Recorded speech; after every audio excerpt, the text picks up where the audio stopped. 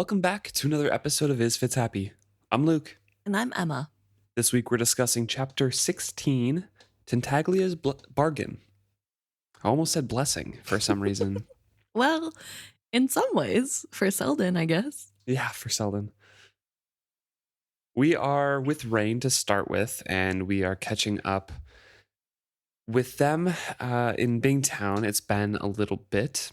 We talked about this before, chapters ago, about how the big Civil War fight in Bingtown was happening this book, blah blah blah blah, and then it just kind of sneaks up on you and disappears really quickly. Yeah, it's really amped up and then kind of... Yeah. Robin Hobb doesn't spend a lot of time on the politics, but she spends enough time where you expect, something more than just off-screen conversations, and then the dragon kind of solves everything. Yeah, and I mean, to be fair, I feel like in the Fitz series, she spends more time on the war, I get, or like war aspect. So it's not as though she can't or doesn't like it. I guess it just makes the most sense in this series, maybe, to her, to have it not be as big of a deal. Guess it's not the main point of it, right? Right. Rain took a deep, gasping breath of air and opened his eyes to darkness. He'd dreamed of the dragon trapped in her coffin. So right away we see Rain as having a reoccurring dream here, or at least first time in a while, that he has dreamt of the dragon. And it is at night. They are sleeping all in kind of one room. Selden and Greg and him are in one room because things have taken a turn for the worse. Chalcedeans are attacking, they are pushing, and there's going to be a big attack soon, so they're all kind of crammed into what space they have left of the town. Right. The Chalcedeans have been pushing up on shore, burning what they don't need, which is most of everything except for giant stone, well-built buildings where they're keeping all of their loot that the Chalcedeans have had taken and stolen from Bingtown. Right. So a lot is happening. I do want to quick back up to talk about the nightmares that Rain is having. I find this really interesting because Rain is mad at Tintaglia, which it kind of feels like he's using anything happening to him to be like, this is Tintaglia's fault. But in this case, he's mad that Tintaglia has cursed him with these nightmares.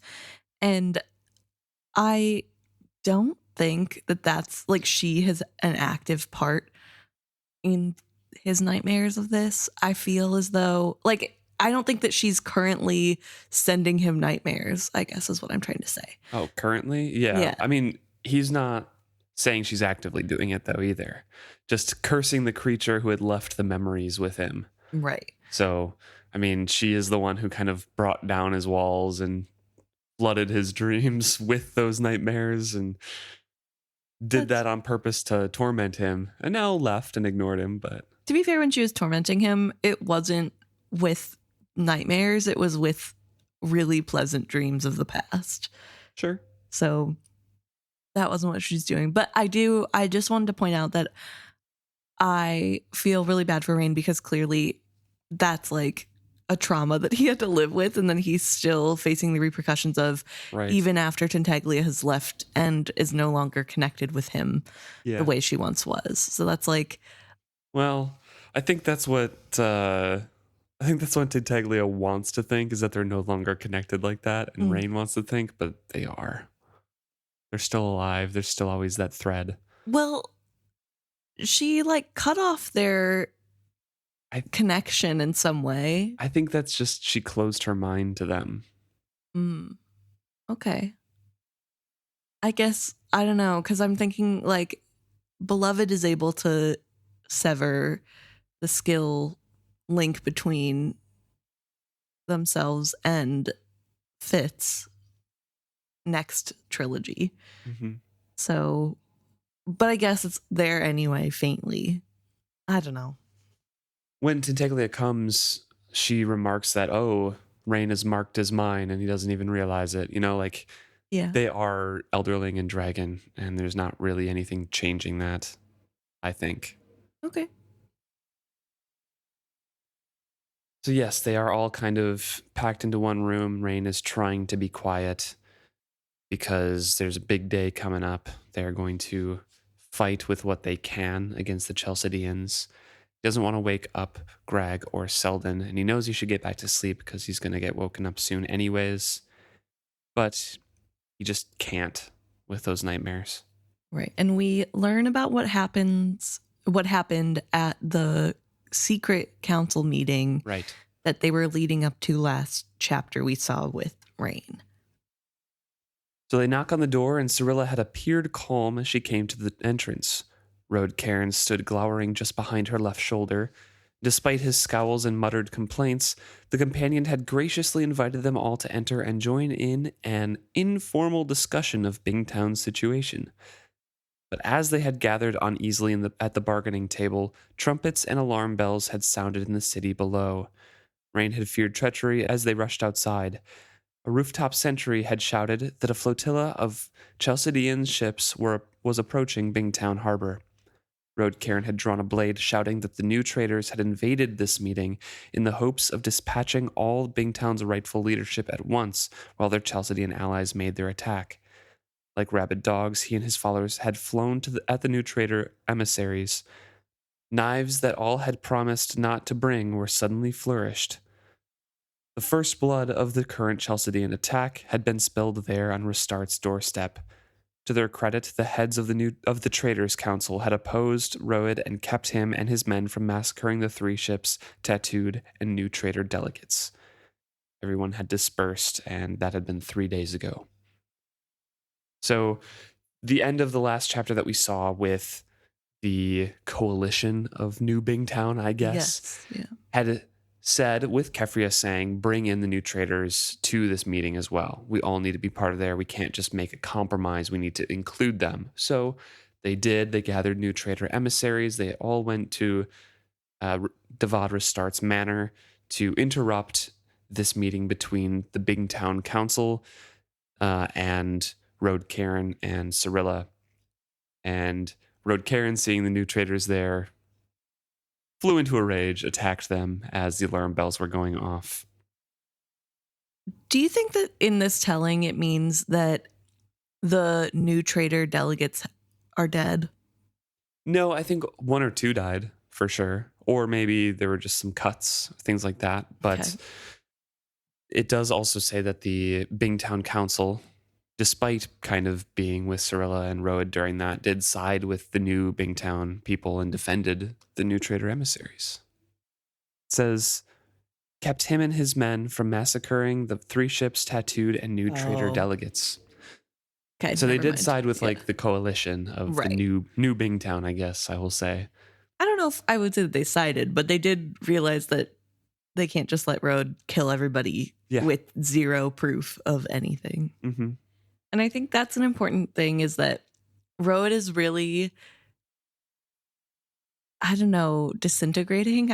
That's not quite the word that I want to use, but descending into madness. He really is super paranoid and very, I don't know, just convinced that everybody's against him and his ideas. And I would be scared to be around him, to be honest, because who knows what's going to set him off against you. Mm-hmm. There's no saying who is safe. Like Roed, is just a really dangerous person. And I think especially this instance makes that pretty clear. Yeah, and Cyrilla's kind of been living in that fear for a while. Mm-hmm. So the Chalcedeans had arrived, and as I mentioned before, they were warriors and Bingtown is not, so they pushed in, attacked Bingtown, and have been slowly taking some of this land. They had captured the Kendry, a prize crew sailed him out of the harbor, and the ship had gone unwillingly, wallowing and fighting as small boats manned by Chalcedean sailors towed him out. Beyond that, Rain had no knowledge of the fate of the ship or its crew. He wondered if they could force Kendry to take them up the river to Trehog. Had they kept his family crew alive to use as hostages against the live ship? So the Chalcedeans now held the harbor and the surrounding buildings, clutching the heart of Bingtown in their greedy hands.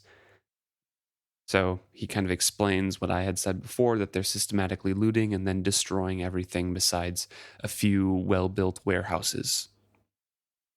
And one of the more scarier aspects of this fight is that the Chalcedeans are showing no interest of negotiating. Yeah. There could be no surrender. Captives were put into chains and held in one of the sailing ships to be carried off for new lives with slaves in Chalced. If the invaders had ever had allies among the Bingtown folk, they betrayed them. No one was immune to their destruction. Yep. They were just killing without thought. They were looting. They were destroying. All the 3 ships' houses are burned down now. Right. It's full on Bingtown versus the Chalcedeans, which is honestly the best thing the Chalcedeans could have done at this point, because they're kind of uniting all of the factions between a outside bad. We must stick together. Right. Well, I think the only people who would be shocked at the turning of Chalced against them would probably be any of the new immigrants who came from Chalced originally, Right. who would think that they're safe because they're Chalcedean. And then also the new traders who probably had deals with them. But like everybody else would know Chalced is not trustworthy. Like, Yeah. they don't care. They're about power, and they'll keep up pretenses to be able to get more power. So that's a hard lesson to learn, but like you said, it is a good one for Bingtown and the future of Bingtown, because it puts everybody in the same boat. Mm-hmm. And I think if Chalcedeans had come in and spared the new traders, that would have inflamed the... Yeah, that wouldn't have been great. Yeah. Greg is awake as well, and he chimes in saying that the Chalcedeans are here to stay. So Rain and Greg, in the middle of the night now, are kind of discussing the state of the things and the state of their resistance and their attacks. Right. And talking about how tired they are of waiting. Like, this war is not as fun whenever you're in it, I guess. So they're talking about how, like, it felt like time was moving both too slow and too fast, and how they really are struggling with feeling like they don't have enough time to prepare, but want it to be over with already. Yeah. I wish that the mother and the girls had fled to the mountains already, because I feel like Rain and Greg are kind of like, it's not going to go well. Yeah. Yeah. And Rain points out that when Greg says he just wishes it was all over, he says, over in what way? Like, even if we were to be successful, or no, sorry. I know we must have heart for this foray, but I cannot believe we will succeed. If we drive them from our beaches, they will simply retreat to their ships and then launch another attack. While they control the harbor, they control Bingtown. Without trade, how can we survive? Yeah, so Rain is, again, without hope for anything. And it's kind of true what he's saying right now, though. Like, if they do win back some of the city, what are they going to do? They still have no way to get trade. They still have no, I don't know, they're not going to drive the Chalcedeans away. They don't have warships. So, yeah, they could win today. But then what? Yeah. Rain is a real glass half empty sort of guy. Yeah. And he's not necessarily wrong. No. He's just never optimistic. Yeah. And so and that's not who Greg is. So he's like, there has to be a little bit of hope. You know, we can't just be pessimistic about this.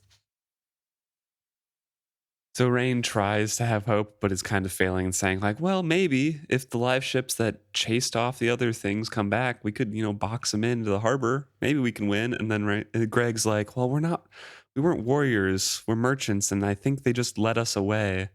So I don't even know the fate of those ships anymore. Yeah, which is something that I think we talked about whenever it was mentioned that the ships had been away from the harbor, that clearly this was a ploy to get the harbor open so that Chalcedean ships could come in.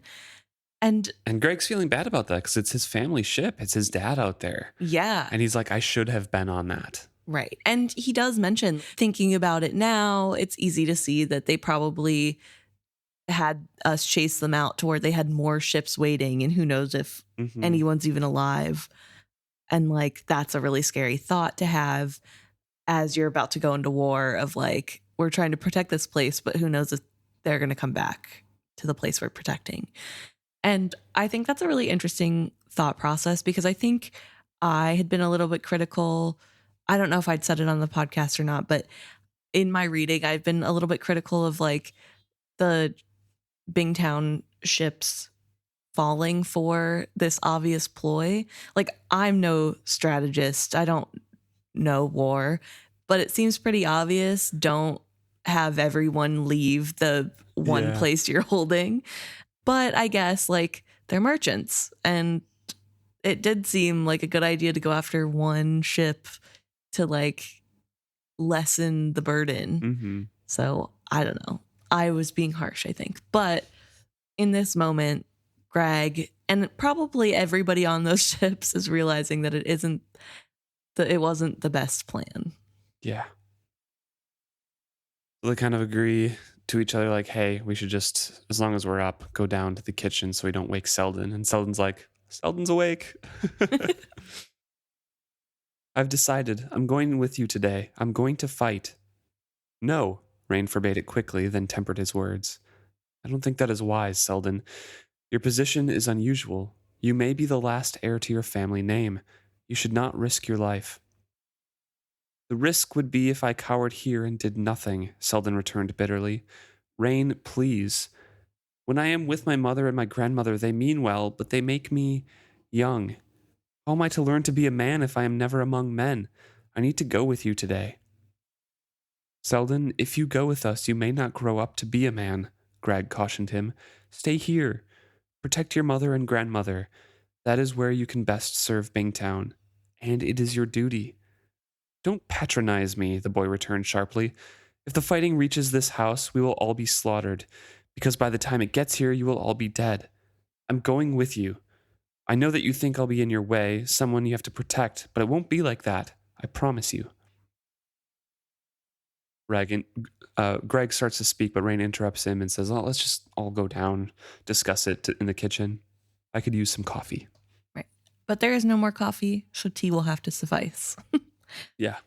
But I do find that this conversation is really interesting. So how old is Selden? He's like 11, maybe? Something like that, 10, yeah. 11. Obviously, first of all, it's a fantasy book, so like not a real kid. But obviously he's been through a lot, and so he feels as though he's ready for war. And I feel like even in real world scenarios, like 9 to 13 is that weird age where you start feeling like you're not a kid anymore, but like nobody is treating you like a grown-up, and you want to be a grown-up desperately, or just older. You want to be treated as older, but people still treat you as a kid. And I think it's this really weird age. And I can only imagine how hard that would be, especially in the midst of a war where people are trying to protect you and have your best interests at heart, but you want to grow up. You want to prove that you're not a little kid anymore. And the only way you see of doing that is by like joining the fight. Well, you also have everyone around you struggling, right? You see people who are, probably big grown adults in your eyes, Greg and Rain, who are just young kids themselves. And you're like, well, they're helping. I can do that too. I want to be grown up. I'm not just a kid, so I can help too. And with Kefria and Ronica having Selden probably, like Rain says, maybe the last living heir, they're going to infantilize him too, because he's just the little boy, right? And yes, he is super young. Don't get me wrong. Right. But in his head, he's just like, I can't deal with that. I need to be helping because I can help in his mind. You know, he's not, as you said, he's not just a kid anymore. He's kind of in that in-between age. Yeah. But also, I have to say, being in the city probably gave him memories. Yeah. Of adult lives. And we see that a little bit later too, of, words that he says that he's basically says he's repeating from Tintaglia's dreams and how she speaks about herself. But being in that city for that long has clearly had an effect. Yeah.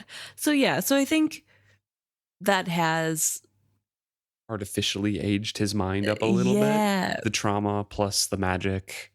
right. But I do also think it's hard because as much as he may be mentally a little bit older, it's still not enough in my opinion. Like Mm. this is war and he is 10. And as much as he's like, I won't get in the way, I promise, like you can't guarantee that. And I feel like when you get older, you would be able to realize that. And yeah, in war, like sometimes kids can't be spared and they do have to help. But in this moment, it's not super necessary. I don't know. I just have really conflicted feelings about it because I understand where Selden is coming from because, like, you don't want to be the baby that's left behind with all the women. You want to be a strong man helping defend. And, like, I get that. But, like, it is really dangerous for a 10-year-old, and a 10-year-old against a grown adult is not going to win. And then everybody's going to be focusing on keeping that 10-year-old alive rather than keeping themselves alive necessarily. And it just, I don't know. Like, I feel bad for Selden in this because I understand what he's going through in a way. But I also hate that everybody's just like, well, all right. Like, by the end, you know, like he does end up going to the battle and being there. And It's an all or nothing. Yeah. It's a desperate situation. Yeah. And I don't think Robin Hobb did a good enough job of portraying that. Yeah. She kind of states it in Right. in these thoughts of just like, oh, you know, everything is super desperate, but it just doesn't feel like it. Yeah, that's fair. Because it doesn't feel much different from every other time Chalced has made a big move. Yeah. And so, like, why is this time a time where... I get it. I get, you know, the details in there. I completely get the facts of just like, oh yeah, they're getting pushed back and half the city's gone and everything like that. Totally makes sense in my mind. I just don't feel it, you know? Yeah. I just don't think that section is, that part of this chapter, I guess, is written well, or at least conveyed properly to me. But is that because you're a rereader and you know that the dragon is just going to come fix the problem immediately? So you know there's not that immediacy? I don't think so. Okay. Because I've felt differently in other situations. Okay. Because I could feel the desperation when Brashen and Althea were captured by the Crimpers, for example. Right. You know, you can feel that in the paper. In this, there's not much of a tension that I felt before it was, you know, released by Tintaglia showing up. Do you think that that's... I was told that there was tension. I just don't feel it personally. Do you think that's due to it being Rain's point of view? Like, do you think it would be better if it was Ronica or Cyrilla? Not Cyrilla, but maybe Ronica, yeah. Because Rain isn't thinking about the town, really. Yeah. I feel like, maybe that's part of it, is that he's so melancholy about his own situation that he just, like, can't ascribe any seriousness to the situation at hand. Right. Like...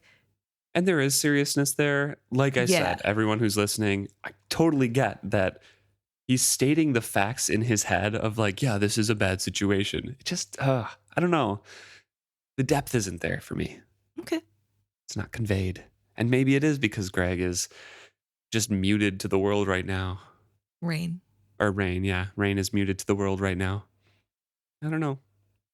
I also feel like there's like a weird dynamic between Greg and Rain.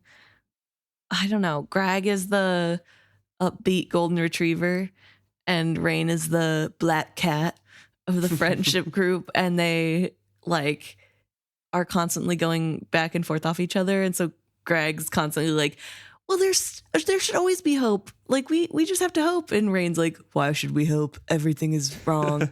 And like, I don't know. I feel like that doesn't help. But yeah, so they've decided to go down to the kitchen because they're awake anyway. Not only Greg's mother and sister were awake, but also the Vestrit women moved restlessly about the big room in mimicry of cooking. There was not enough work to busy them. So no one could really sleep, and they're all sitting there in the kitchen. Kelter was there as well, and she offered Greg Tenira a warm smile with a cup of tea she poured for him, then seated herself across the table from him and said matter-of-factly, "The arsonists have already gone. They wanted to be certain they'd be in position before the attack." So there are some people going out to set fire to one of these warehouses that the Chalcedeans had stored a bunch of loot in, and that is supposed to draw all the Chalcedeans to that fire, because if they are going to be distracted by something, it's probably going to be distracted by the loot that they stole from Bingtown. Right. And this is where we start to learn that there is a plan. Yes. I mean, I think this is also part of the problem that you're mentioning, because before now we know that Rain is restless and that there's something happening, but we don't know what. And now we're learning that there is this whole big plan that's been put into motion. And part of that is this small group of espionagers going first. And with the burning of the stockpile that the Chalcedeans have made, I think it's a really big deal, because that's everything the Bingtown people own that they're sacrificing. Right. Yeah. Like, see, this is one of the moments that I know it's a desperate situation, right? And I know this is a desperate plan, because that is a desperate move. Yeah.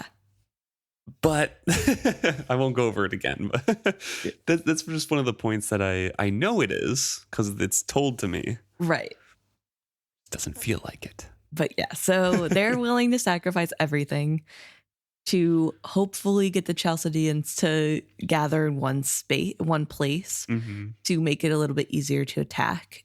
And then not only is that happening, but some of the 3-ship families people have gone out to the water to destroy the anchors and potentially light the Chalcedean ships on fire. Yeah, they're going to slip some anchor chains. So I'm guessing just de-anchor some of the ships. Yeah. So they're drifting away. They can't get back to them easily. And then, try to set some of these ships on fire to prevent what Rain feared. Yes. Them just going back to their ships and then continuing a blockade. Right. The various Bingtown groups had planned this diversion to disorganize the invaders before they made a massed dawn attack. Each man had armed himself as best he could. Ancient family swords would be wielded alongside clubs and butcher knives, fish bats and sickles. Merchants, fishermen, gardeners, kitchen slaves would all turn the tools of their trades to war today. Bad enough to die, Rain thinks. Did they have to be so pathetically ill-equipped as they did so? Selden, seated beside him, suddenly gripped his wrist hard under the table. When he looked at the boy questioningly, a strange grim smile lit his face. "I feel it," he said in a low voice. "Don't you?" And Rain says it's natural to be afraid. And Selden only shakes his head, and Rain's like, "Oh, poor boy's been through a lot. His mind is going." Yeah, it's affected his mind, this whole situation. Which, yes, but not in the way that Rain's thinking. Rain is too shut down to realize that Selden is talking about he feels the dragon. Yeah. And I mean, to be fair, Rain has gone through a lot in the last several days. So there's... And at this point, Tintaglia is in the Rain Wilds. It's not even close to Bingtown yet. True. So it is a far ways away. Is she? Because this is still dawn before the attack. Tintaglia goes to Trehog first, and then has to fly to Bingtown, and she arrives after the attack has already been happening. Okay. So I'm assuming Tintaglia is approaching the Rain Wilds from further away, and Selden's like, "Oh, I can finally feel Tintaglia approaching. The dragon is maybe coming soon." I guess she does fly over Bingtown to get to Trehog first, it says. So maybe that's when she flies over the first time. Yeah, could be. But yeah, so it's very funny as rereaders especially. And I think even as not rereaders, you'd be able to tell this is clearly about the dragon. Yeah, Selden isn't crazy, and Rain's a little too maudlin to kind of he's realize what's happening. Yeah. He's really in it right now. So he's not, I don't know if I could even say that he's just paying attention on staying alive, because I don't even think he wants to do that. He's just kind of resigned to the existing. fact that I need to protect things. Right. I mean, I've screwed up so much in my life that here's a chance to rectify things, I guess. I'll fight hard for Bingtown. I don't know. He does Yeah. care about Selden. He cares about his family. Yeah, so he definitely does. he'll fight hard, but He's just not, his heart isn't in it. yeah.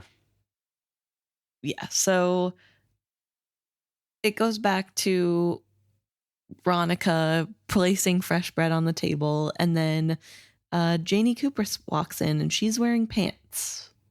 Yep. It's also noted that she is not wearing a veil, and Rain remarks that ever since he removed his veil, neither of them have been veiled because they're starting this new Bingtown, and Is it so different from slaves' tattoos? exactly, and like it's better to meet eye to eye rather than have all the secrecy. So that's a big change, but also Janie is wearing pants and he's really confused, and she remarks that it's because she doesn't want to be hindered by skirts whenever she's fighting.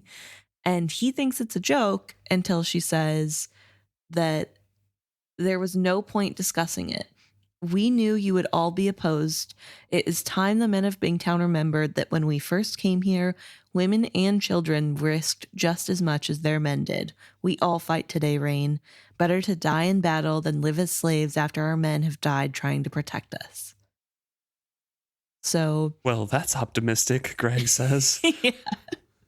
I do like Greg's little golden retriever energy, but Janie here is also saying like the children are going to fight too. yeah, she's like, it's war, man. Like, it's that or be a slave. So, which I guess, yeah. And maybe this is part of the whole, it doesn't feel as serious to me, like you were saying, where I'm like, why do the kids need to be involved with this? Why wouldn't we just have, I don't know. But I get that it shouldn't, I don't know. I like that the women are like, hey, we're in this too. We're citizens too. We also want to fight for our freedom. I think that that's good. But then I guess like, yeah. I think the problem I have with this chapter and the lack of feeling is because we're told these atrocities are occurring. We don't get any reactions. And like you said, Greg just doesn't have very many reactions to the things that he's relaying to the reader. Right. In his mind, he doesn't have the depth of emotion, and maybe it's because he is kind of numbed after Malta's Rain, not Greg. Yeah, sorry, Rain's mind is kind of numb to everything after Malta's presumed death.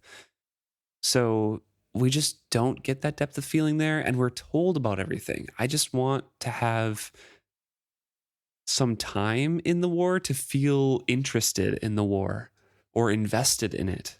Yeah, I guess especially because everything is off screen for this. Yeah. Well, none of the characters that we get the point of view from have been directly in the war before now, I guess. Maybe Ronica. Yeah, I would say Ronica. But like Cirilla is keeping up in Devod's house, and everybody else has been in the Rain Wilds or off to sea and not in this area of where all the fighting is going down. And I don't know, maybe I think that probably affects it that we don't have anybody who, like, if we had a three ships person's point of view, I feel like it would feel more real because their houses were burnt down. Like, that's real. That's they're being dragged into this mess, whether they want to or not. I think it's just missing a point of view that was directly there and directly affected by all this war. We just have a separation from that storyline. And it feels like even though the coalition in this house, I keep saying coalition because that's all I can think of to call the group here, is saying, oh, we all must come together. It feels like they're removed from Bingtown because we don't get any of that. I don't know. I just feel like this is it's not as effective as it's written out to try to be. Right. Yeah. I don't know. And like I said, I don't know. Maybe we're just missing that in-depth perspective where somebody is being full. I mean, not that the people here aren't being affected by what happens because of the war, but in a way they are removed. Like, they are safe. They haven't really had to deal with firsthand all the fighting and the knowledge. Greg did. Greg was in the stuff, but we don't get his point of view, and we didn't really get to see any of that. I don't know. Yeah. Maybe it's because of just the juxtaposition between how Robin Hobb writes a lot of the other things that we're supposed to feel about, because she does write emotions so well. Right. If this was the way that the books were written the whole time, with this degree of kind of separation-ish and everything happening off screen, I'd maybe feel it a lot more. Right. But compared to how everything else is deeply experienced, right, this just isn't. Like the start of the war, when Chalced comes originally, everyone is directly affected by that. That's happening at a big event where they all have to leave. We're in Malta's head, right? Yeah, it's scary. It's like, what is happening? It's confusing. Yeah, the Devad's carriage is trampled and they're attacked. Like something is actively happening to the people, and it makes it more real. It makes it more serious. But here, they're all just talking about the things that have happened elsewhere and how they're now desperate. And I don't know. Well, we come back to the talk at the table here about how everyone is going to fight. And Neria, Tenira, Greg's mother, puts out an apple pie and says, I know it's your favorite, Greg, so I made it here for everybody. Make sure you eat that. Or there's other foods. Some people wanted savory stuff before they went out to burn. Meat and ale and cheese is set out in the dining hall if you'd rather. It might be their last meal together. If the Chalcedeans did overrun them today, they would find their larder empty. There's no point in holding anything back anymore, whether food or beloved lives. Despite the hovering of destruction, or perhaps because of it, the warm baked fruit, redolent of honey and cinnamon, had never smelled so good to Rain. Greg cut slices with a generous hand. Rain set the first piece of the warm pie before Selden and accepted another for himself. I gotta say, I wish this sounded yummy to me. That sounds so good to me. Oh, I hate warm apples. You just hate don't like apple warm pie. fruit or pies in general. I like pumpkin pie. Yeah, I love all pies.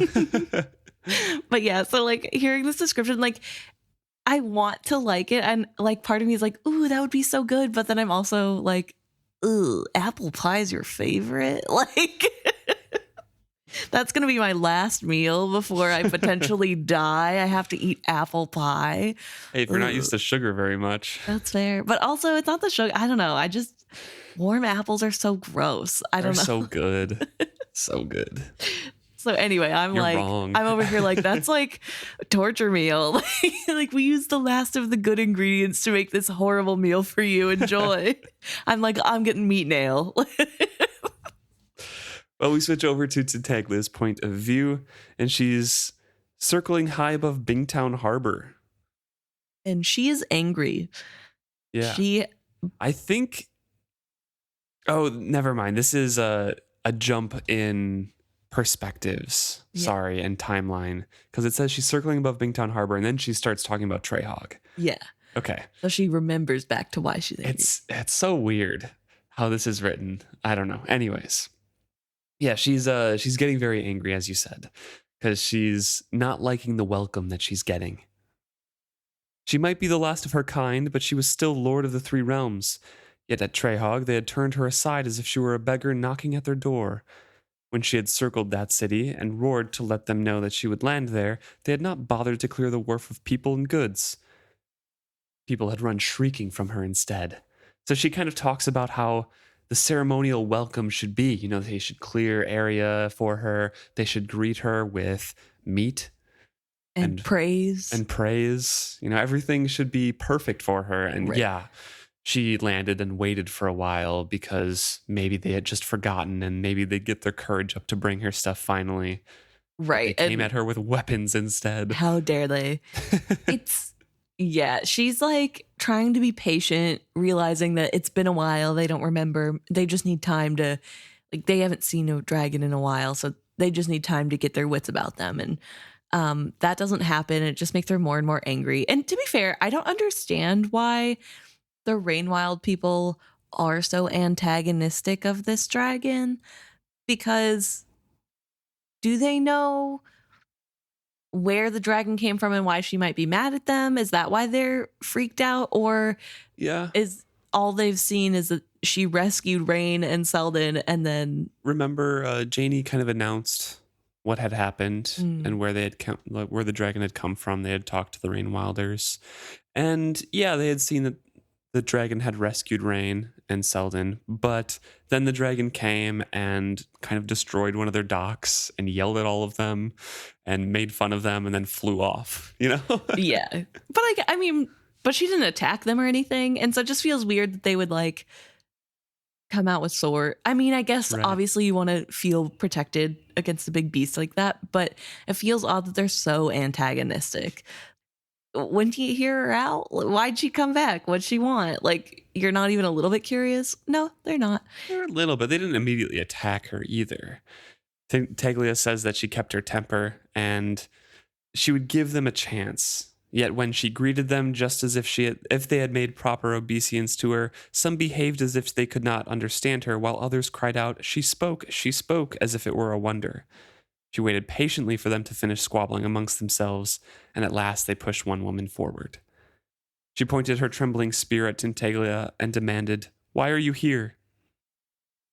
She could have trampled the woman or opened her jaws and sprayed her with a mist of toxin. Yet again Tintaglia swallowed her anger and simply demanded, "Where is Rain? Send him forth to me."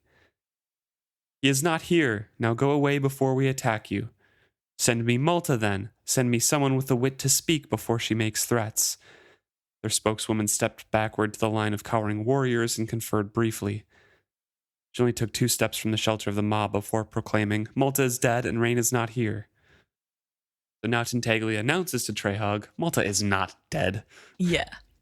"You guys are all stupid. I weary of this. Send me Rain. Tell me where he is." And like, again, this is where I'm confused. Like, I won't tell you where he is. Be gone.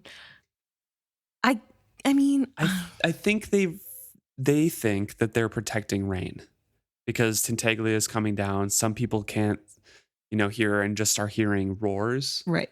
And growls, and some people are hearing her speak directly to their mind of like, "Where is Rain?" Fair. I guess her anger at how they're treating her is probably bleeding in the conversation. She kept her temper. Right. Yeah, she just didn't let into the the want to destroy all of them. Right. Sure, yeah, it's definitely keeping her temper, Tintaglia. You're the height of reining in your emotions. We all know that. So I guess, I don't know, I'm annoyed with Tintaglia. I'm like, seriously, you got this cool dragon in front of you and you're like, leave or we're gonna fight. Like, really, you're gonna fight the dragon? Why? I don't get it. I don't understand why they think they stand a chance and why you would threaten a dragon instead of just being like, we'll let you have whatever you want, please just be on your way. Like, we don't have anything, sorry. Like, why would you try to antagonize the dragon?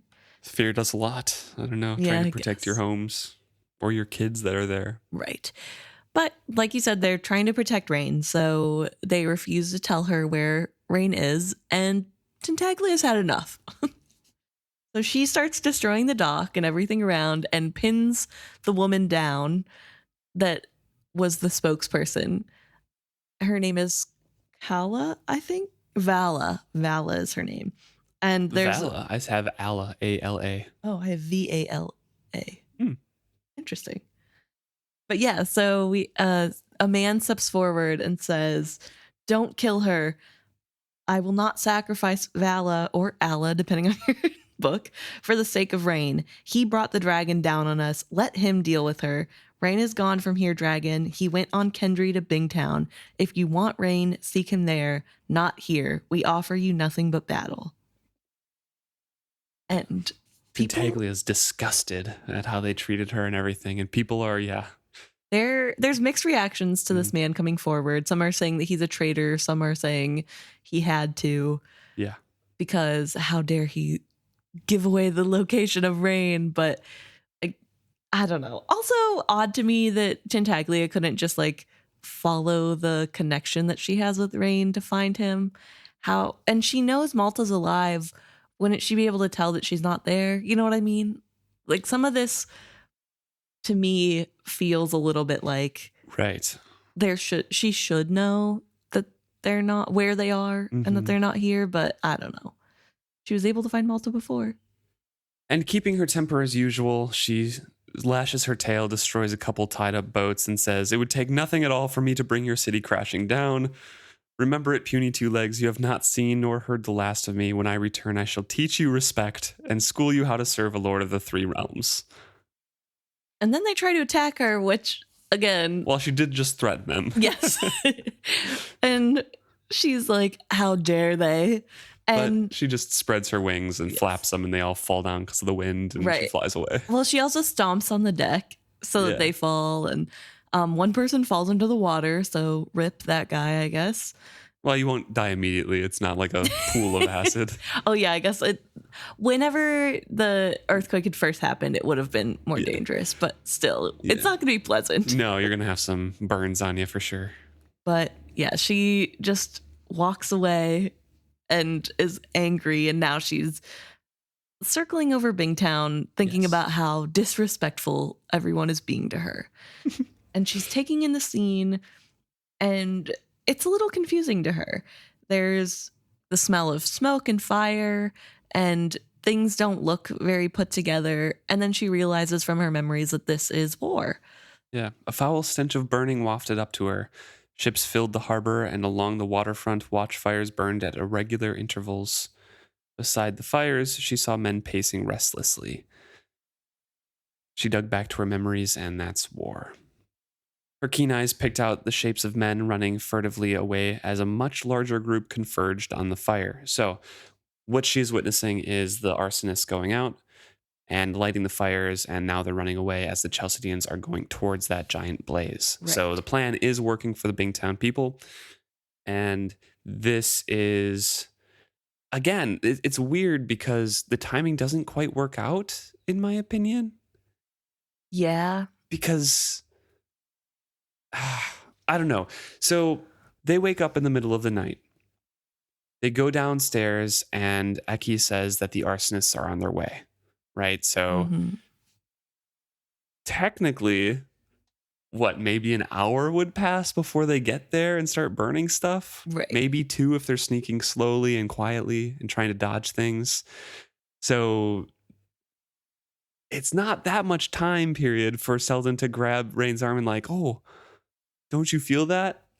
Tintaglia is not going to be hovering over Bingtown for 2 hours. Right. Also, maybe it takes 2 hours for her to fly from Treyhog to Bingtown. I mean, it does take over a day by ship, so it could. But also, it means that her memory in Treyhog was at night, like in the very early morning. Yeah. I guess it doesn't. Yeah, because why would people be out in the middle of the night? Yeah, just things don't quite line up in my head of how I'm picturing things. So it had to be, in very, very early morning before dawn. I guess potentially, this is the only way I can rectify. Maybe the direction of Treyhog, they're not that far away. No. They get sun first. They're like an hour ahead. The time zone is different. But either way, we see the attack happening here. We see the arsonists burning. To be fair, with the arsonists burning, then all the people, like Selden's there in a minute whenever everything happens. So this all goes down real fast. It might be that the arsonists left early to get into position. Right. And then they waited for a while. And so it's been more than a couple hours. And the arsonists were just waiting by the building for a signal or like a time before to start burning things. So that could be the case. Right. But yes, the plan seems to be working, and there are some arrows being shot now, fire arrows towards the ships. And for some reason, Tintaglia is like, oh, I want to get a closer look. So she goes down and she's near the harbor, and she almost gets hit by one of the fire arrows that are aiming for the mast of the ship, not her. But she is close enough that it whizzes by her. So where is her positioning? What is she doing? She says that she hears the hiss of projectiles, but it says they miss her. But I think I think that's confusing description. The flaming projectiles missed her, striking instead a ship where they swiftly went out. Yeah, so I think in her mind, recalling war, she hears the hiss of arrows and is like, "Oh, they might be directed at me, but they weren't directed at her at all." Right. So I think it's just a confusing description, and it's not even a close miss. I Okay. think she's just seeing or hearing the hiss of arrows and then seeing them strike the ship. Okay. Because, like, that description, because it does say that she dropped lower trying to discern what's going on. Yeah. So I'm like, did she, I like, think it's how just much confusing. lower? What is going on? And that's really frustrating as a reader because I'm like, I'm so confused. Where is she in this moment? Why would she get in the middle of the battle just to, like, no one's gonna hurt her. Come on, she's a dragon. True. Also, like, she can see just fine from up above. Why does she need to get closer? I don't know. So some of the sails are catching fire on a ship, and she regains some altitude here. On the deck of the burning ship, men yelled in astonishment. They pointed past their burning sail to the dragon silhouetted above the sky, or above the ship. She heard the twang of a bow and an arrow sang past her.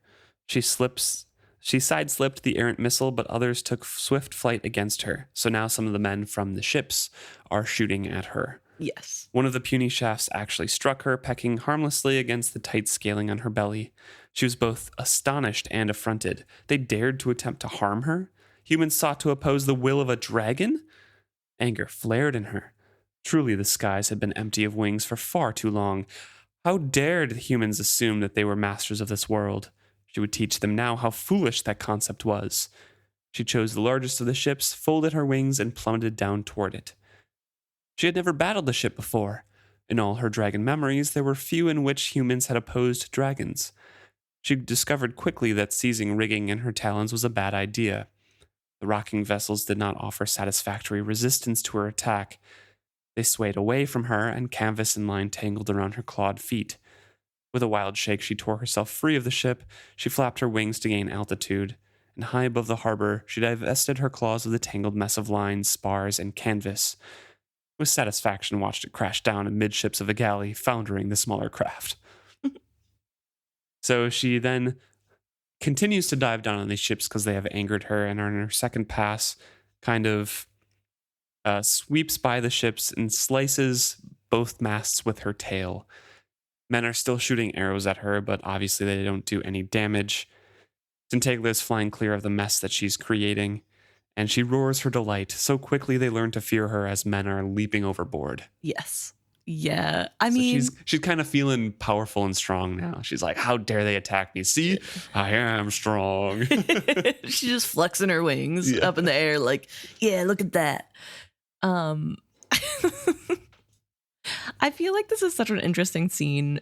Number one, because we learn that dragons in the past didn't really get involved in war, which is interesting because we know... Against other humans. Yes. Because I was just going to say, because we know that there were wars that they were part of because of Rapskull's memories that he gets from the city. But... Against other Elderling cities and dragons. Yeah. So... Typically, human wars didn't interact with dragons, apparently. Very few did, at least. Yeah. And so that's really interesting to learn about. Because no humans would dare go against dragons. Yeah. And I think something that I thought in this section is that this is probably a good change for everyone, that there has been so much time without dragons that humans are more used to them not being there, so that they're not just cowering. Yeah. And it can make a better balance between the dragons and how humans live. Yeah. If that makes sense. But yeah, so she's dealing with her anger and is succeeding in taking out all these ships. I did want to ask, the big ship wouldn't have been the Kendry, right? No. They took it out of the harbor. Yeah. Okay. They wouldn't dare have a live ship close enough to attack or be part of the blockade. Right. You know? Okay. So yeah, so that's, but otherwise I was like, oh no, Kendry. But she does attack on the ship. She's feeling good. And now her eyes sweep the city and see that The battles are going unfought, the battles of mere humans unjoined. All eyes were lifted to her, all motion suspended in paralyzed worship of her wrath. Her heart soared on their awestruck regard. The bouquet of their fear rose to her nostrils and intoxicated her with power. She drew breath and screamed, releasing the sound of a mist of milky poison. It drifted on the morning wind. A few seconds passed before the satisfaction of agonized shrieks rose to her. In the ships below her, the droplets of poison ate skin and sank deep into the flesh, piercing bone and eating through gut before passing out the other side of the victims' twitching bodies. Battle venom born in the acid waters of her birth, strong enough to penetrate the layered armor of an adult dragon, passed unspent through the watery flesh of the humans and sizzled through the wood of their ships. The tiniest drop created a wound that would not heal. So much for those who had thought to pierce her flesh with arrows. And then, through the turmoil and screams, through the crackling of flames and the singing of wind, a lone, clear voice caught her attention. She swiveled her head to separate the sound from all others. A voice sang, a lad's voice, high but not shrill. Sweet and true it rang the word. Tintaglia, Tintaglia, blue queen of winds and sky. Tintaglia, glorious one, beautiful in your beauty, lovely in your wrath. Tintaglia, Tintaglia. Her keen eyes found the small figure. He stood alone atop a mound of rubble, heedless that his silhouetted body made a perfect arrow target. He stood straight, joyous, his arms lifted, and he sang to her with the tongue of an elderling. His flattery spelled her, and he wove her name into his song, uttering it with ineffable sweetness. So she spirals down to meet him, entranced by this song. Yeah. Okay, I have a question, but first I wanted to say, before I forget, I feel as though there is something to dragons that has to do with like praise and attention. Yeah. Like that, I feel like that is necessary to dragons to live and helps them grow in some way. Because why would it affect Tintaglia so much to be in awe? Like these people are so in awe of her, and that like It's their arrogance. Yeah. Supreme arrogance, even more so than any humans are ever described as. Because they are so full of themselves, hearing that praise is kind of an affirmation, right? Yeah. So I can feel like it. She discusses it here. His song spiraled with her, wrapping her in ensorceling praise. She could not resist him. It's just, I don't know, part of them. Yeah. So I just find that a really interesting trait that dragons have. And it really feels like, I want to say there's something more to it than just they like being praised. Like, I feel like there's I don't know, there's something else to it, if that makes sense. And I don't know how to describe it. And I don't know if we ever see any proof of that. But I feel when I read this book that praise and attention for dragons is some sort of like magic. Like there is a type of magic that goes into that for them specifically. Like, yeah, I don't know. And I guess like in this series, we know words are really important, and especially names, but I don't know. I just feel like it's not just like, oh, I love being praised. I feel like there's something else to it. Mm-hmm. But anyway, I did have a question for you. Whenever it says that Selden sang to Tintaglia with the tongue of an elderling, is he speaking an ancient language? No, I don't think so. I think he's just using words that they would have used. Okay. That's what I was wondering, because, I mean, obviously it could be read both ways, but I was wondering if he was using the ancient language because he has those memories, and so he's... No, because he talks to Rain later and just says, I'm using words that she uses to speak about herself, so... Right. I don't think it's a different language at all. Okay. But I also found it kind of odd that he is just standing there, arms open wide on a pillar, and nobody's shooting at him in the middle of a war. But hey, I guess a dragon's there. There's more occupying thoughts. The ships flee and she no longer cares about them. And she lands. And... Tintaglia, Tintaglia, who outshines both moon and sun. Tintaglia, bluer than a rainbow's arc, gleaming brighter than silver. Tintaglia, swift-winged, sharp-clawed, breathing death to the unworthy. Tintaglia, Tintaglia.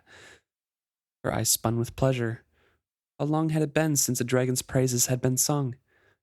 She looked on the boy and saw he was enraptured with her. His eyes gleamed with her beauty reflected.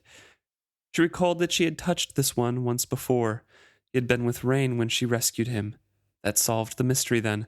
It happened sometimes that a mortal was enraptured by a dragon's touch. Young ones were especially vulnerable to such a linking. She looked on the small creature fondly. Such a butterfly, doomed to a brevity of days, yet he stood before her, fearless in his worship. She opened her wide her wings in token of her approval. It was the highest accolade a dragon could afford a mortal, though his juvenile song scarcely deserved it. Sweet as his words were, he was scarcely a learned minstrel. She shivered her wings so that their blue and silver rippled in the winter sunlight. He was dazzled into silence. I find this really interesting that she's so like, oh, this isn't nearly as good as the past, but I guess I'll give him the highest accolade I can. And I guess it, like, would they know? Does Selden know that's the highest praise he can get as a minstrel? Probably not. But anyway, the other thing I was thinking, what does she mean? It happens sometimes that a mortal was enraptured by a dragon's touch. Does that mean that like there is kind of something wrong with Selden? Like he's I think so. overly obsessed? Yeah. I think that's something that even happens to non-kids, right? Sometimes they're just become like, oh, the dragons are perfect beings kind of thing. And the dragons are definitely okay with that. Right. I guess I was thinking, especially because she said it happens more to children. Yeah. It made me think of how Fitz and Nosy, when they bond, when Fitz is like really little, how it's actually really detrimental to Fitz. To the growth. Yeah, because he starts turning more animalistic. And I was wondering if it's something like that, where if you don't have enough sense of self, that you're more susceptible to leaning into this like magical conjoining with a beast. Good thought. I like that. So, yeah. Kind of draws that parallel to the wit again. Mm-hmm. So, with amusement, she becomes aware of some other people. And casually, she cocks her head and looks around and down at her little admirer. She deliberately spun her eyes, drawing his soul into them until she could feel how painfully his heart leapt in his chest. As she released him, he took breath after panting breath, yet somehow remained standing. Truly, small as he was yet worthy to sing a dragon's praises. So she deliberately kind of entrances him again and makes his heart have palpitations, and then is very happy with how strong he is that he's still standing. Yeah, just casually toying with his health. Yep. Just because. Well, minstrel, do you seek a boon in exchange for your song? I sing for the joy of your existence. That is well.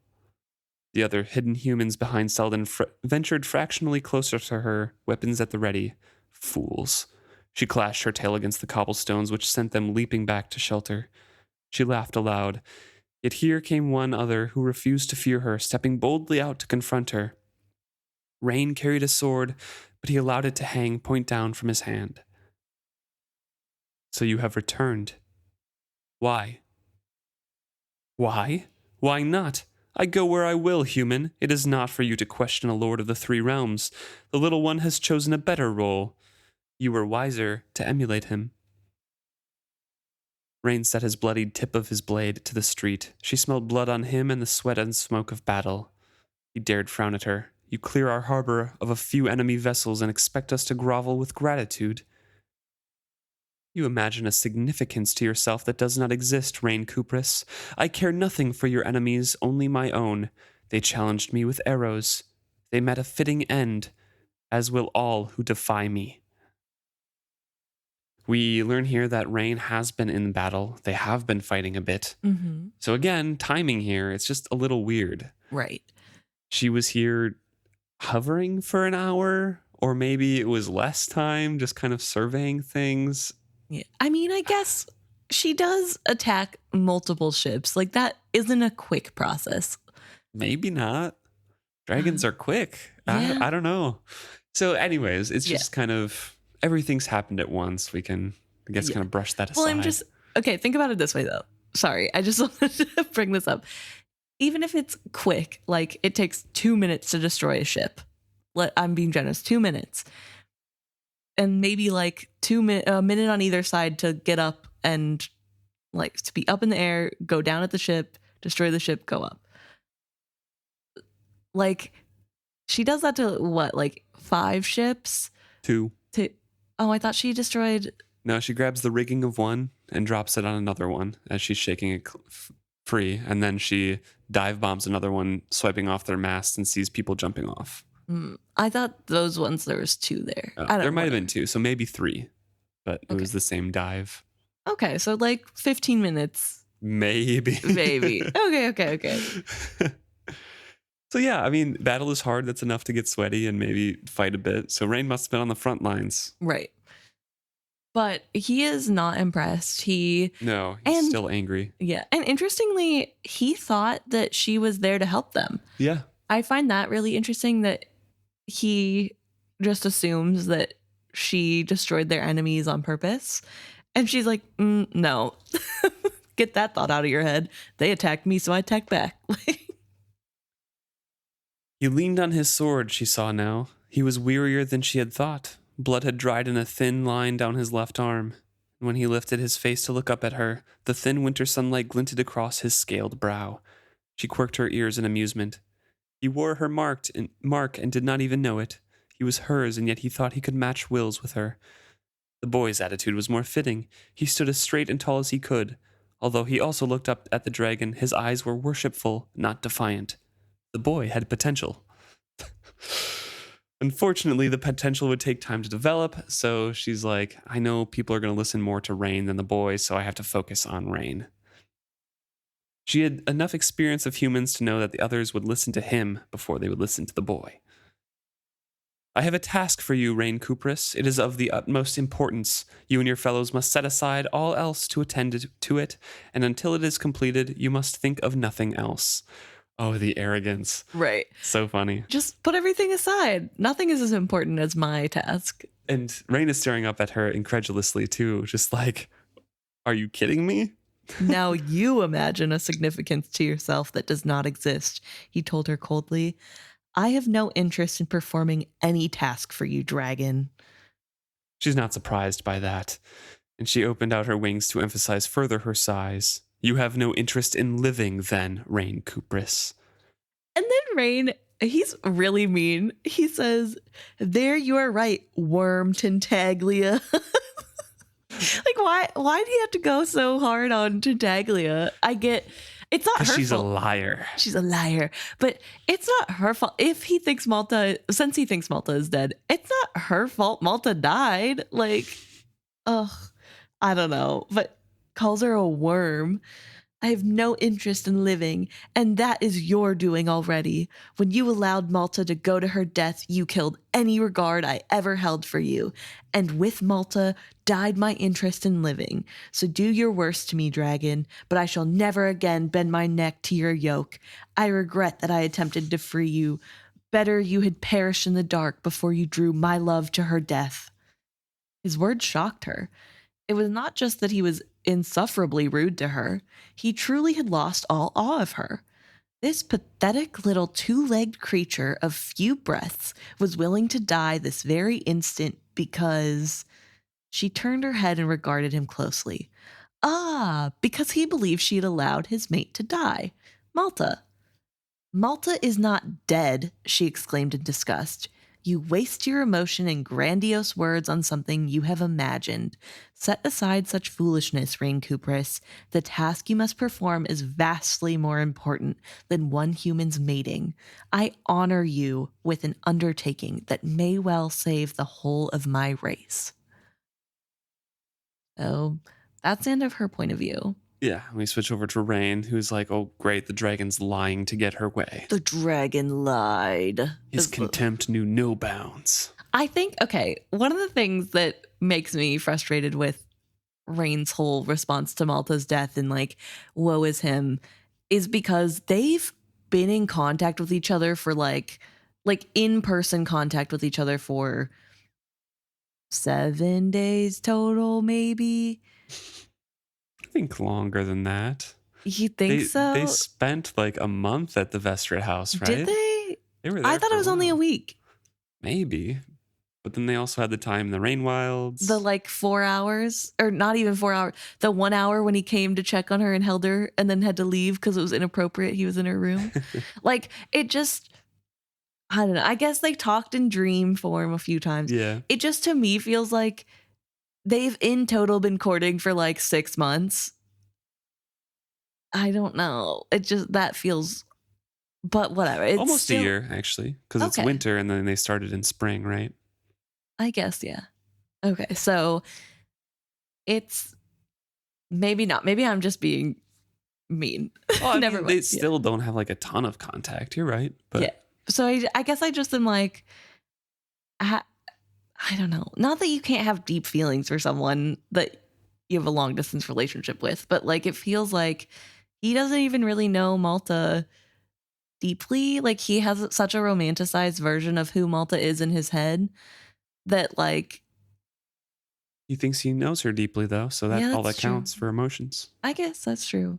But yeah, so he's really frustrated and has to deal with the fact that he thinks that the dragon would lie to him about this just to get him to do what she wants. Yeah. But I don't understand. Has Tintaglia lied to him before to manipulate him? Like, why is he so sure that it's a lie? Well, because he blames her for everything. It's like, well, she's a horrible person, so she's just going to keep being horrible. I guess. I don't know. It just feels like an odd thing because I think as I'm like racking my brain to his dealings with Tintaglia, I don't feel like she's ever. I think the closest I can think of to a lie is that she promises Malta she'll help her find her dad if she releases. Yeah, there are some things there like manipulating Malta into the dragon's chamber instead of Rain when Rain said he wouldn't go. Like there's a lot of things that Rain can blame Tintaglia for putting Malta into danger, right? Right. And he doesn't know that Malta kind of went on her own free will to arrange an ally to help free her father. Right. So all he can think of is Tintaglia forced Malta to do this. And then says, oh, like carried him past Malta and be like, hey, there she is. All right, I'm going to set you down here. To be fair, she does tell him directly, I cannot land or she will capsize. Yeah. And then he says, like, there had to have been something that she could have done. Right. So. But like, that feels like a child who doesn't like the answer their parent gave them. Like they're. Yeah, he's 20 and in love. And yeah, I guess. Whatever, doesn't matter. He is really frustrated in this moment. And I mean, to be fair, he's face to face with the being that he is holding responsible for the death of the person that he loves. Mm-hmm. And so, of course, he's like, I don't care. Kill me then. Like, you already killed the love of my life. So I'm out of here. And I get it. Lots of emotions. Malta was dead, and this dragon would lie to bend him to her will. He gazed past her disdainfully, let her strike him where he stood. He would not give her another word. He lifted his chin and set his jaw and waited to die. Even so, what he saw now widened his eyes. As he stared past Tintaglia, he glimpsed furtive shadows stalking through the ruins toward her. They moved, they paused, they moved, and each time they got closer to the dragon. They were Chalcedeans, and they had rallied, and they had swords and pikes and battle axes at the ready. They were converging on the dragon. A grim smile twisted Rain's lips. This turn of events suited him well. Let his enemies battle one another. When they were finished, he would take on any survivors. He watched them come and said nothing, but wished them well. But Tenira sprang forward, crying, Dragon, wear your back! To me, Bingtown, to me! And then the fool charged the Chalcedeans, leading no more than a bloodied handful of his householders in an attack to defend the dragon. Rain is like really mad because I can't believe he's just like, let the Chalcedeans attack the dragon. Let him And fight it out. yeah, which I guess gets 2 birds, 1 stone potentially. Mhm. But like, he's so mad Greg ruins it by telling Tintaglia. And swift as a striking serpent, the dragon turned to confront her attackers. She bellowed her fury and beat her great wings, heedless that she sent several of her defenders rolling. She breathed on him. No more than that could Rain see. Yet the results were horrifying. So blood is just starting to flow out from these faces. Yeah, they're turning into liquefied people. Mm-hmm. And even the people that were behind the front row of people getting sprayed are only making it a few steps before dying. That's how potent this. Some of the bodies fell in pieces as they collapsed. Those farthest away managed a staggering retreat before they collapsed screaming on the ground. Even the screams did not last long. Silence followed the fading gurgles, and that was deafening. Happy Halloween. Yeah. Rain felt his guts heave. The Chalcedeans were enemies lower than dogs and deserving of no mercy, but to see any creature die as those men had died was wrenching. Yeah, to be fair, that would be pretty horrific to watch. Yeah. And even now, the bodies are continuing to degrade. He sees like some Yeah. heads rolling and like Gross. body parts are falling apart because she breathed on them. Yeah. Yeah, that's a lot. That would Yeah. never leave your mind.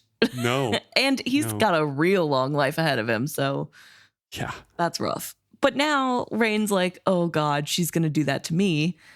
But he's adamant that he won't make a noise when she does because he's going to Determined to take die it. silently. Yes. And once again, somebody steps in to save him from himself. Where Greg found his courage, Rain could not say. He lifts his sword up to the dragon and then bows and puts it on the ground. I will serve you. Only free our harbor of these vermin, and I will set myself to any task you propose. He glances about, plainly inviting other people to do so. Some of them are closer, but Selden alone advanced confidently to stand beside Greg. Selden was so young and so deceived by the creature. He wondered if that was how his mother and brother had seen him when he was advocating so strongly on the dragon's behalf. Rain winced at the memory. He had turned this creature loose in the world, and his price for that folly had been Malta. Tintaglia's eyes flashed as she considered Greg. Do you think I am a servant to be bought with wages? Dragons have not been gone that long from the world, surely. The will of a dragon takes precedent over any feeble goals of humans. You will cease this conflict and turn your attentions to my wishes. Selden speaks up before Greg can, and basically says, oh, you are so great and powerful. Of course we wish to serve you, but the people here that are attacking us don't care for any of that. So we can't turn our attentions to help you because these people will stop it. Right. Like, you've seen they don't care about you. And if we have to, like, they're not going to stop, so we have to take care of them. How are we supposed to divert our attention to you, oh grand one? Mm-hmm. He's really good at the politicking of Yeah. dealing with the dragon. And Rain is astounded that he can find the words for that. And Tintaglia goes down to his level and says, Honey Tongue, do you think you can deceive me? Do you think pretty words will convince me to labor like a beast for your ends? There was both affection and sarcasm in her voice. No, Mistress of the Wind, I do not hope to deceive you, nor do I try to bargain with you. I beg this boon of you, mighty one, that we might more fully concentrate on your task for us. Drive the invaders from our shore, that we may heed you with uncluttered minds. She roars her delight and says, I see you are mine. I suppose it had to be as young as you were, and so close to my wings first unfurling. May the memories of 100 elderling minstrels be yours, small one, that you may serve me well. And now I go, not to do your bidding, but to demonstrate my might. And so she goes and to kill the Chalcedeans. Not because you told me to, because Right, I yeah. want to. Gosh, they're so childish. Dragons are so, oh man. It's so funny. It's really funny. And I mean, I guess good for the people because, like, thank goodness Selden was affected. Because imagine he Yeah. wasn't, and they have to deal with Greg and Rain being their emissaries to this dragon. Right. They'd be destroyed. So Greg goes up to Rain like, how could you ever defy her like that? She's magnificent and our only chance. You were right, lad. Dragons change everything, he says to Selden. And So Rain is still on she's deceptive. I thought so too once. But she's deceptive as she is magnificent. And her heart has room only for her own interests. If we bow to her will, she will enslave us as surely as the Chalcedeans would. Selden is coming to her defense, saying, "You are wrong. The dragons did not enslave the Elderlings, and they will not enslave us. There are many ways for different folk to live alongside each other, Reign Khuprus." "Where do you get such ideas, boy, and such words as could charm a dragon into letting us live?" "I dream them. When I dream that I fly with her, I know how she speaks to herself.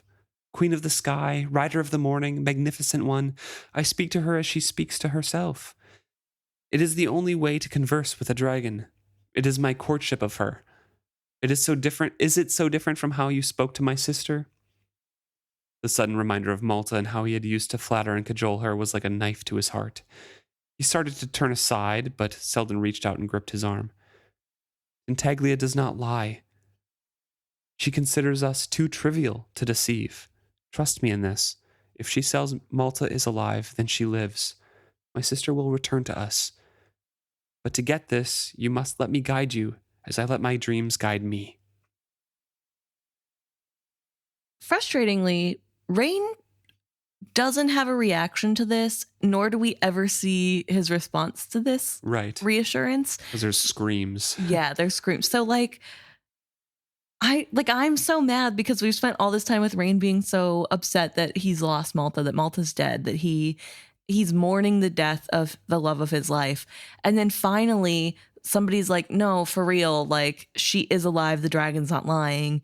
And instead of any relief or any sort of what if she is, this rekindling of hope, we don't get to see any of that. And it's so frustrating because that's his development. Yes. That's literally his character development, and it's not happening.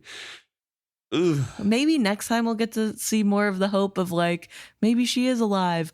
But it's we've spent this whole chapter and the whole last 2 or 3 times we've seen him with melancholy. Actually, the whole first half of this book and some of the last one, melancholy Rain thinking Malta's dead and then being "Oh, I have to see to believe," and then back to Malta's dead again. And he finally is reassured "Hey, you're not important enough to lie to the dragon. If she says Malta's alive, she's alive."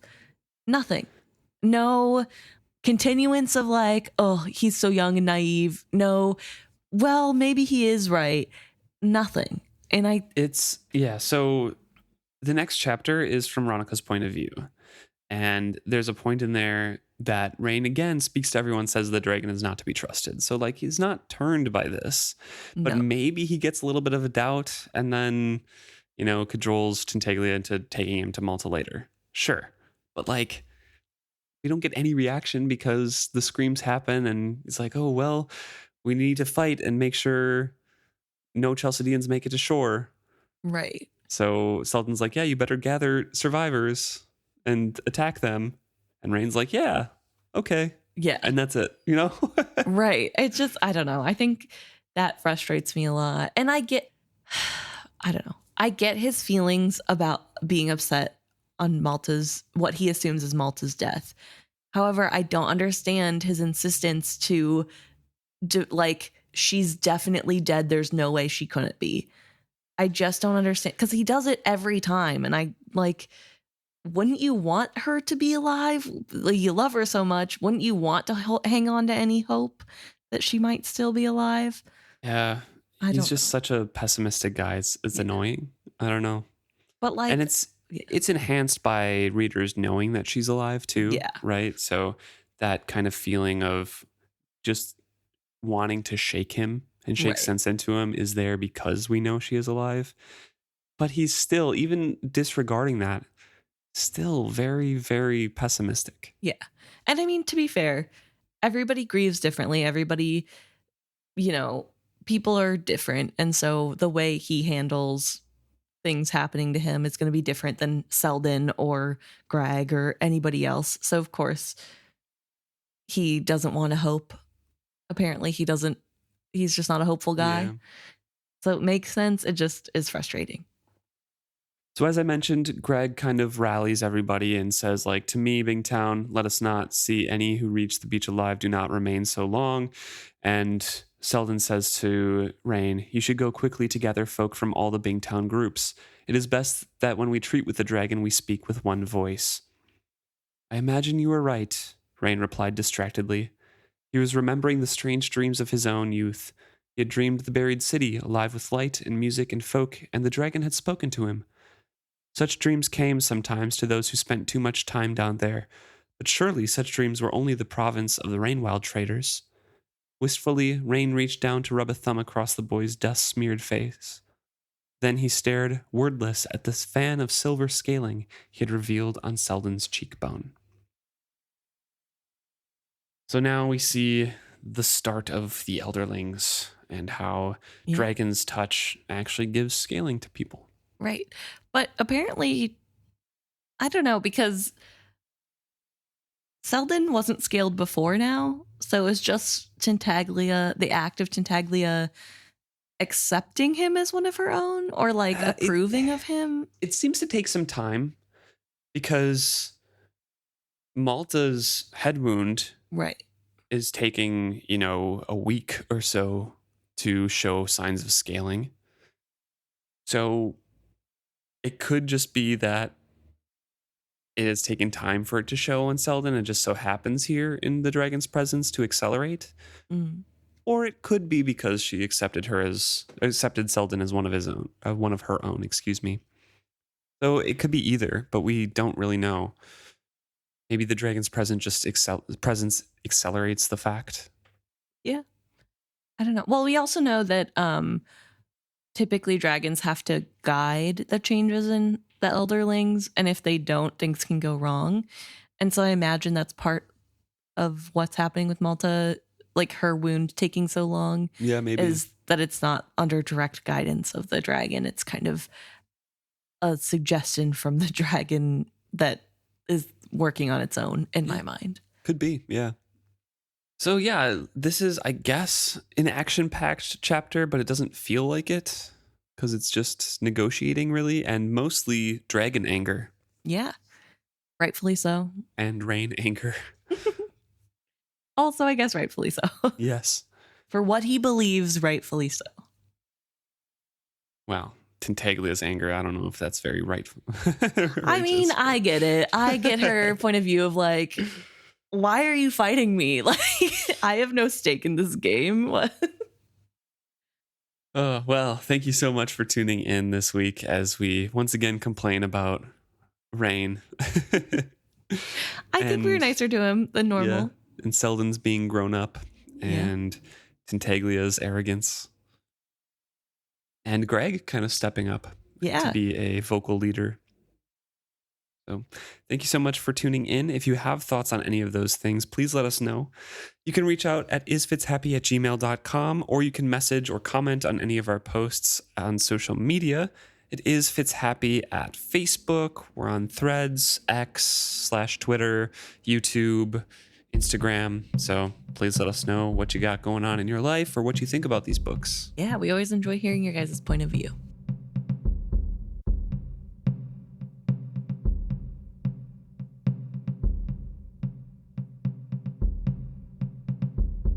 All right, lots to talk about this week.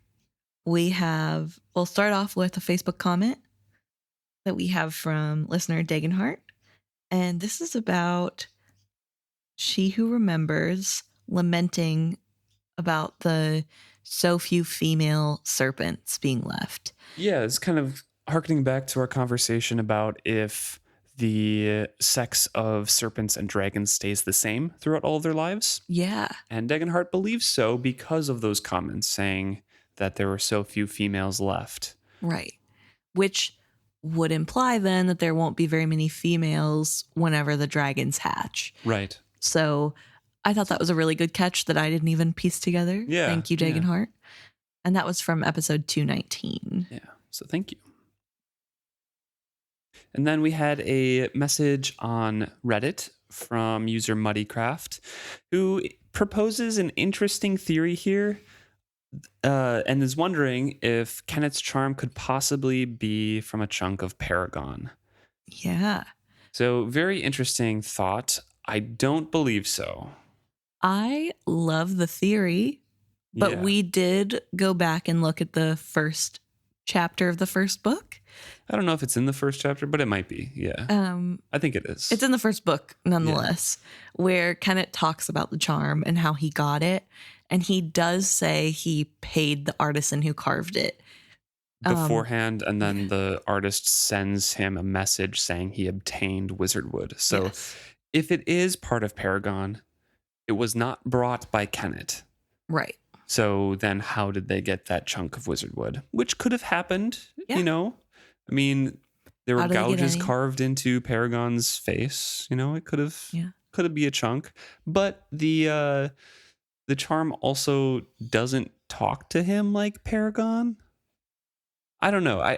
It's something a little bit weird there too. It's not quite the same personality or anything. So To be fair, I mean, yeah, Paragon loves Kenneth, but if it has more dragon to the forefront for some reason, it could be one of the dragons.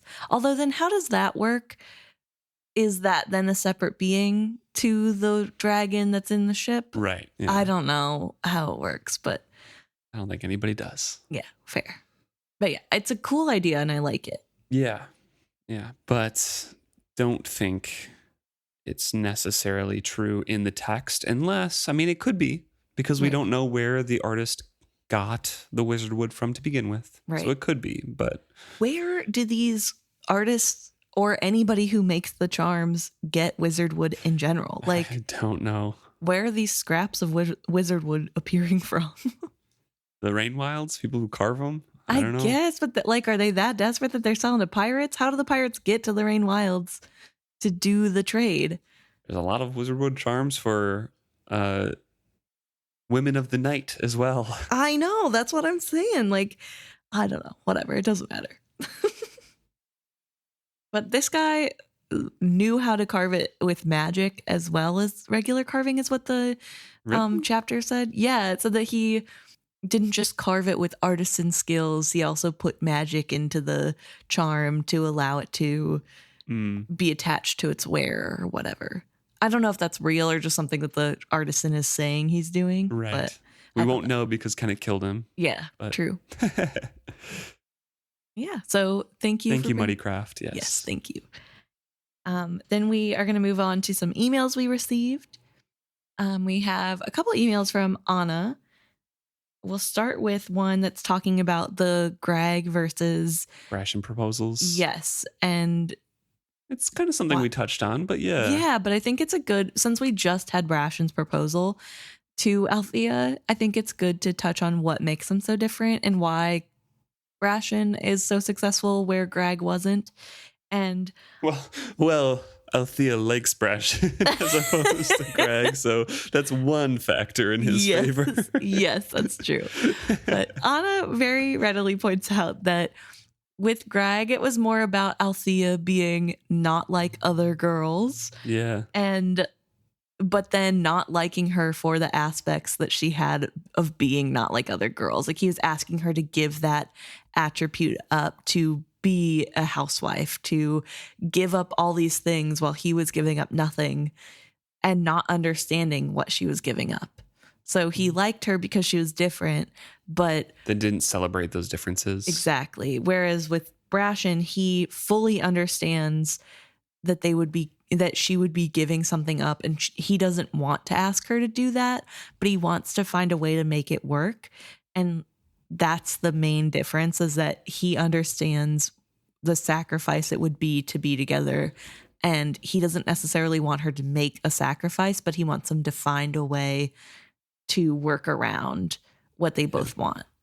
Yeah, much more realistic and for like an actual relationship, like Anna says here, accepting each other for who you are, loving those bits that make you unique and sometimes difficult, and compromising/growing with each other. This is going to be hard, maybe impossible. Let's do it anyways. Yeah. And I think that's true. And I think that's what I like about Brashen is that he does acknowledge, like, I mean, he's a little bit, he doesn't have enough self-esteem, but he does acknowledge, like, hey, she wants this. She has goals. She has dreams. And it wouldn't be fair of me to ask her to put that aside. Yeah. But I do still want to be with her. And I want to figure out what that means with us both achieving what we want. Mm-hmm. And I think that's way more romantic than, I love you, baby girl. Come be my baby mama. Like, and stuff. Like, I don't know. That Greg gives. He's a little bit more romantic than that, but they're just not a good match ultimately. And that's fine. Greg has a match, and it's the Three Ships girl, who I think does change him. And I think his experience with Althea changes him in a way as well, to help him grow and realize that there are other ways of being, and you can't like a strong woman and then not expect her to be a strong woman in your marriage. So I don't know. Very good points. And then we also got a separate email from Anna about the other island treasures, which I thought was really interesting. So Anna says, to me, the other island's treasures have to be more than a coincidence.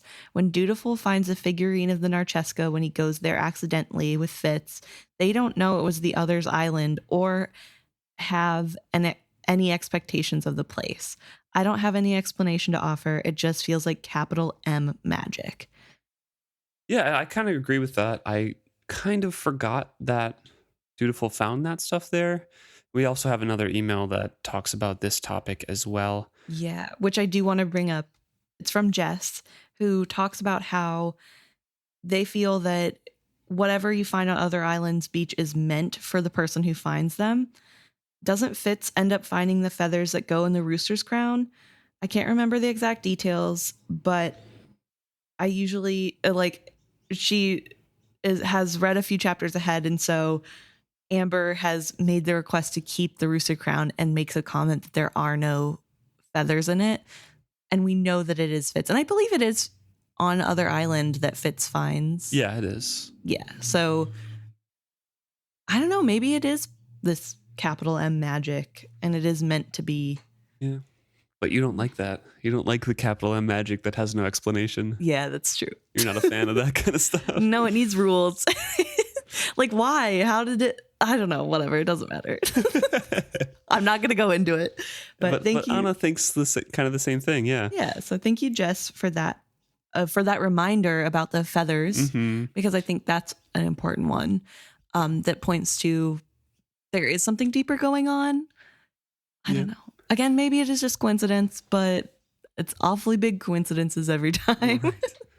And then Anna has a couple other parts to their email as well. The next part is about how Etta must be extremely grateful for Wintrow, because Wintrow actually hears what she's saying, not just listens, but hears what she's saying to him and takes it to heart, because she's been dismissed or put on a pedestal as Kenneth's, woman. Yeah. And here is somebody who is a friend who takes what she's saying and actually reflects on it. And acts like what she's saying is important, because it is. And I think that's a really good point. It is that people don't usually listen to Etta. And although I think I kind of make fun of Wintrow for how in depth he listens to Etta, it is really nice that he gets the same wisdom from Etta that he was getting from Berendal in his monastery. Like, that's a good thing about Wintrow. He listens to what people are saying and can take wisdom or experience from anybody who says it. Right. Yeah. I don't know if he would take wisdom from Torg if Torg said something profound, but most people, I would say. But I do think it's really important, especially for Etta, because of the past that she's had, where she doesn't really, like, she's not valued for who she is and her brains, more what she can do. And so having a friend that takes her seriously and wants to talk in depth with her and it's good for everybody to have a friend like that. It is, yeah. And so I don't know. I think that's a really good point to bring forward. So thank you for pointing that out so we could talk about it. And then finally, it's about our discussion around Kenneth and the monstrous things he does, Yes. and Robin Hobb's humanizing of him. Yeah. And Anna says that they think that this is actually a really important thing that Robin Hobb does in humanizing someone who does something so horrible, because being able to just label someone as a monster dehumanizes the actions and kind of makes it excusable in a way. It removes the context around why they did it, because then you can be like, oh, they were a monster. No one would do what that person did because they were a monster. But instead, Robin Hobb shows us, he is brutal. And then we learn he's charismatic. And he's kind of a prick in his head about everything. And then we learn about his tragic past. And then he does this awful thing. And then at the end, again, goes back to a little bit of a protection against people that he kind of enjoys being around. And Paragon accepts him back as, his family. Right. So we get a humanization of him again after that quote unquote monstrous thing. And it just shows that he was a human. Yeah, I think something that really stuck with me that Anna says is, I have thought throughout the series of how hard it is to accept that people we empathize with do monstrous things. It's easy to categorize someone who does something so unspeakable as a monster. It's easier to imagine that you or someone you know would never commit a monstrous act, but people just like us do horrible things every day. It's much harder to see their humanity. And that really sticks with me, because I think that is true, right? Mm-hmm. Like, I want to believe that me and all of my friends, all my friends and I are good people and would never, ever do a monstrous thing. But that's not true. Regular people do monstrous things all the time. Yeah. We're not so different from everybody else. And Anna praises Robin Hobb's writing in that fact, showing the humanity in people, and that, it's not just, as we've talked about before in the past, mustache twirling villains. Yes. And I think that's some of the complaints that people have about Regal, right? Mm-hmm. Is that he is just shown as a monster. And from Fitz's point of view, who we only see in that trilogy, he is a monster. We don't really get humanizing moments from him. But to be fair, I think when we went through, you can see it between the lines. We just don't get it straight out. Right. No, it's not as, we're not in Regal's head. We don't see the things happening to him firsthand. You just have to extrapolate on what you're reading. So definitely not as easy. But yeah, I do think that's an important thing to call out, that it is really easy when something terrible happens, when somebody does something terrible, to just say, oh, they're a monster, and write it off. And maybe that is something that's good about Kennett, is that we can see that sometimes those quote unquote monsters are just humans who have been dealt a really bad hand and have not acted well. Right. It doesn't excuse what they've done by any means. And I don't think that's what Anna's saying, sorry. But it does give you more context, and it does really reflect that people react differently to everything. And a lot of times there is a reason to people or for people when they do things like that. Mm-hmm. Yeah. Thank you very much, Anna. It's a very interesting topic, and we've talked about it a little bit, and we have categorized Kennett as, being a monster in some situations, but we've also talked about how he's likable, Yeah. So it's a very interesting thing, specifically in this book, to discuss, as we will discuss it more in the chapters to come. Yeah. So thank you for that. And thank you to everyone who writes in. We really enjoy reading your point of view and your thoughts. And sometimes you give us really profound, much like Etta to Wintro, you guys give us really profound words that make us think harder. So thank you very much, and we'll see you next week.